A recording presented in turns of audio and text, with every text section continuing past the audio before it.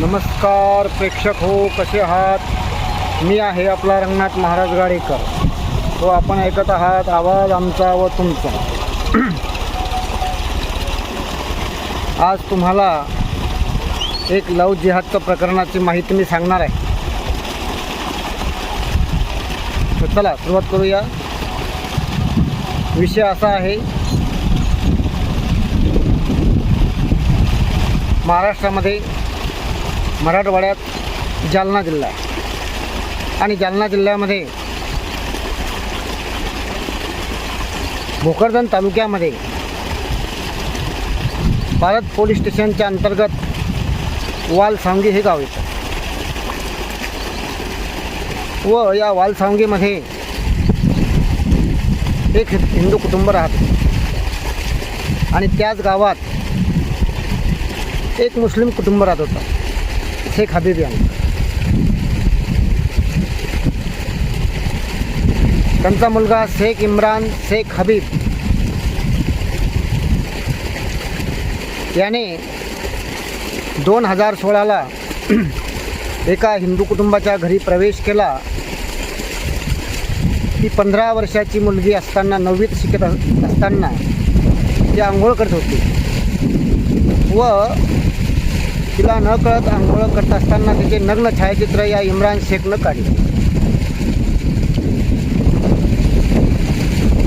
व ते नग्न फोटो काढून तिला नंतर दाखवले व तिला सांगितलं, मी जसं सांगतो तसं ऐक, अन्यथा मी एक फोटो व्हायरल करेन.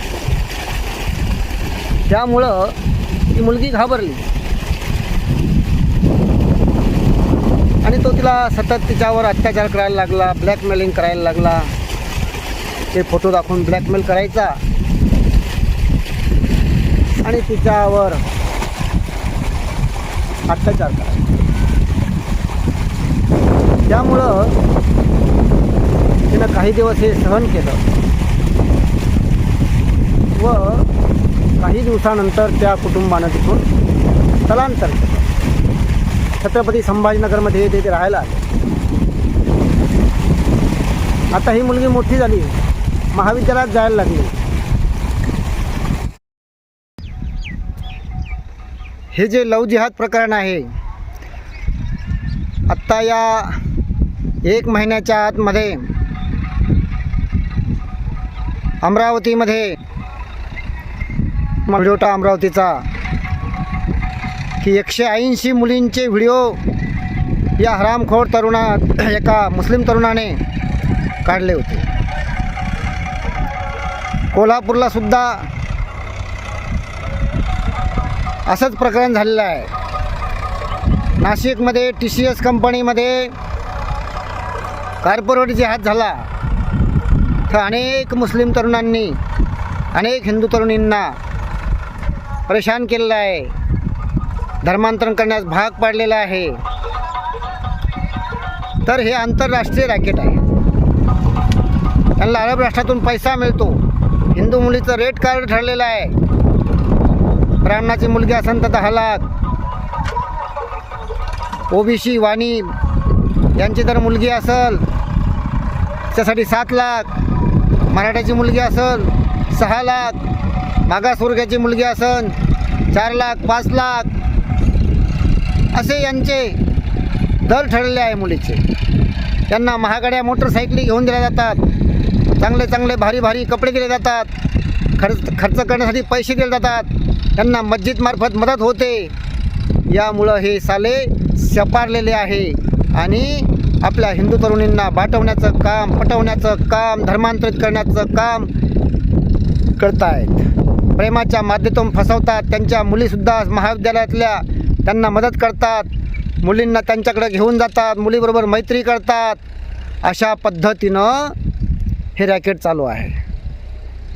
नाशिकच्या त्या प्रकरणातली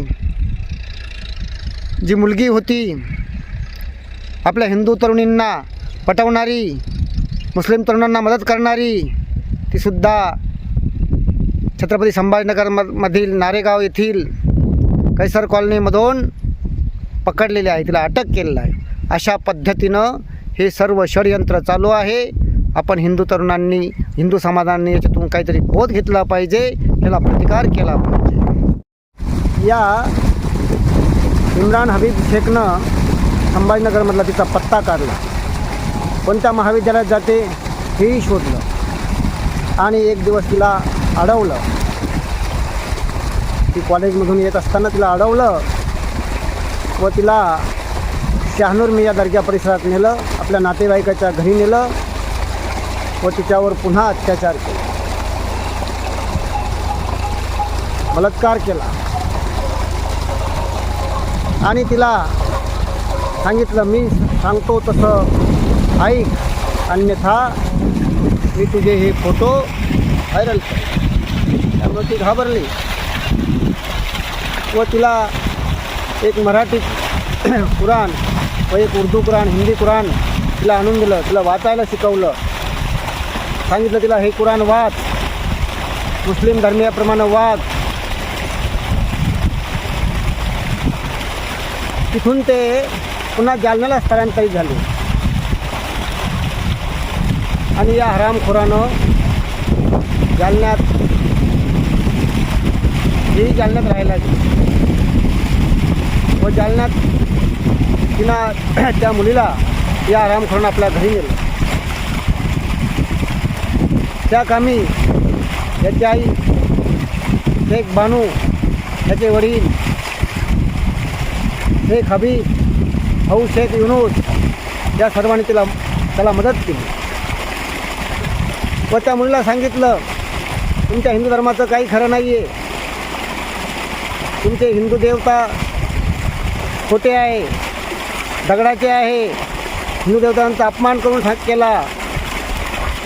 अल्लाह हा एकमेव आहे, दयाळू आहे, सर्वांवर प्रेम करणारा आहे व तू इस्लाम धर्माचा स्वीकार कर.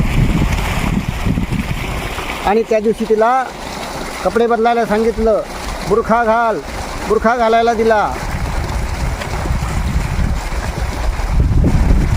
ही घटना होती मार्च महिन्यात.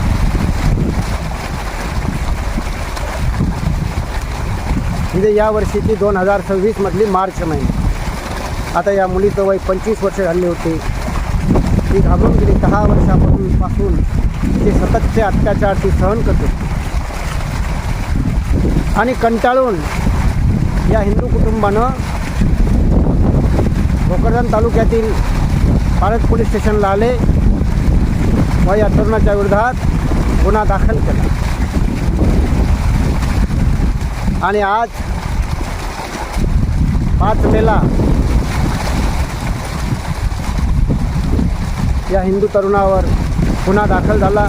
त्याचे आई, वडील, भाऊ या सर्वांवर गुन्हा दाखल करण्यात आला, कारण त्यांनी त्याला मदत केली. तर एकंदरीत पाहता जगभर यांचा एकच अजेंडा आहे, कोरी पटवा, बाटवा, त्यांना मुस्लिम करा, धर्मांतरित करा. या कामासाठी यांना अरब राष्ट्रातून प्रचंड पैशांची रसद पुरवली जाते, मदत केली जाते. त्या पैशाच्या जोरावर आज भारतामध्ये लाखो मदरसे चालवले जात आहे, लाखो उर्दू शाळा चालवल्या जात आहे. लव जिहादच्या माध्यमातून, वोट जिहादच्या माध्यमातून, लँड जिहादच्या माध्यमातून हिंदूवर अत्याचार चालू आहे आणि हिंदू हे अत्याचार सहन करत आहेत. परंतु आत्ता हिंदूंनो जागे व्हा, हिंदू तरुणांनी जागं व्हायला पाहिजे, त्याच्यावेळेस आवाज उठायला पाहिजे, तशाच तसं प्रत्युत्तर दिलं पाहिजे. आपणही मागं राहता कामा नाही, अन्यथा हे राष्ट्र इस्लाम झाल्याशिवाय राहणार नाही. कारण पॉप्युलर फ्रंट ऑफ इंडिया केरळमधली एक संघटना आहे, तिला शॉर्टमध्ये PFI म्हणतात. त्यांचा तर अजेंडा आहे 2047मध्ये या भारताला, या हिंदुस्थानला इस्लामी राष्ट्र बनवायचं आहे.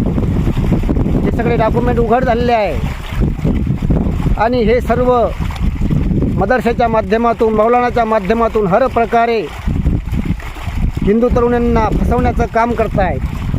त्यालाच केरळ न्यायालयानं लव जिहाद असं नाव दिलेलं आहे.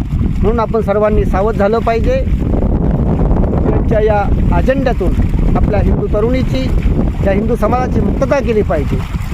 आपल्या हिंदू तरुणाचं, हिंदू समाजाचं हे परम कर्तव्य आहे. जोपर्यंत आपण जागं होणार नाही, याविरोधात आवाज उठवणार नाही, त्यांना धडा शिकवणार नाही, हे हरामखोर याच्यापासून काही बोध घेणार नाही तोपर्यंत. म्हणून उठा, जागे व्हा.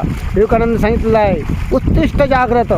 जोपर्यंत समाज आपला इतिहास विसरतो तोपर्यंत तो समाज मृत समजला जातो. म्हणून आपण आपल्या इतिहासाचं पुनरावृत्ती करा. जसं छत्रपती शिवाजी महाराजांनी आपल्याला हिंदुत्व शिकवलं, छत्रपती संभाजी महाराजांनी त्या समाजासाठी बलिदान दिलं, औरंगजेबाचा सर्व छळ सहन केला, परंतु इस्लामचा स्वीकार केला नाही. तसं आपणही आज जागे व्हा. आज स्वातंत्र्य आहे, त्या स्वातंत्र्याचा फायदा घ्या. हे लोक त्या संविधानाच्या नावाखाली धर्मांतरणाचे रॅकेट चालवत आहे. आज एवढंच. जय श्रीराम.